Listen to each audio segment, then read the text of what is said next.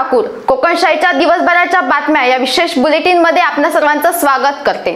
चला तर मग जाणून घेऊया सिंधुदुर्ग जिल्ह्यासहित संपूर्ण कोकण आणि अखंड महाराष्ट्रात नेमकं काय काय घडलं। कुडाळ MIDC कुंभारवाडी येथे वासुदेव बनून आलेल्या 5 जणांना मारहाण केल्याप्रकरणी कुंभारवाडी व पिंगुळी येथील 7 जणांविरोधात कुडाळ पोलीस ठाण्यात गुन्हा दाखल करण्यात आलाय। गुन्हा दाखल झाल्याचे समजताच कुडाळ पोलीस ठाण्यात वाडी वरवडे पिंगुळी कुडाळ कुंभारवाडी येथील ग्रामस्थांनी गर्दी केली।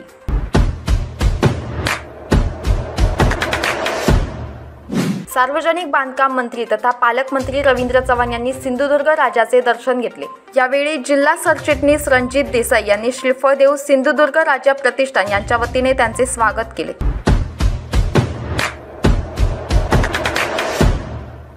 सावंतवाडी मोती तलावात पडलेल्या व्यक्तीचा सावंतवाडी नगरपालिका प्रशासन व पोलीस यंत्रणा शुक्रवार रात्रीपासून शोध घेत होती।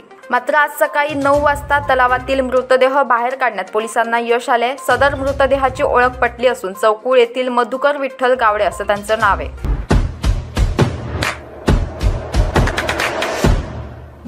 कणकवली तालुक्यातील तोंडवली बोभाटेवाडी येथे शुक्रवारी मध्यरात्री 1च्या सुमारास घरातील अंगणात लाईट मीटरमध्ये शॉर्ट सर्किट झाल्याने त्याच अंगणातील तेजस सहदेव बोभाटे यांच्या मालकीच्या 3 दुचाकी जळून खाक झाल्याची घटना घडली असून यामध्ये 2,55,000 रुपयांचे नुकसान झाले।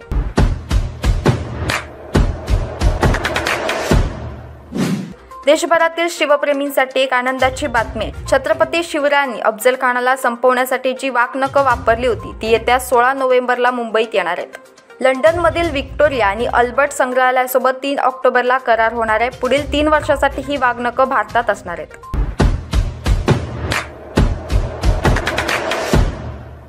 याबरोबरच कोकणशाहीच्या दिवसभराच्या बातम्यांमध्ये इथेच थांबतोय, पण तुम्ही मात्र दिवसभराचे अपडेट्स आणि ताज्या घडामोडी जाणून घेण्यासाठी कोकणशाहीचं YouTube चॅनल सबस्क्राइब करा, फेसबुक पेज लाईक करा आणि Instagram पेजला फॉलो करायला विसरू नका।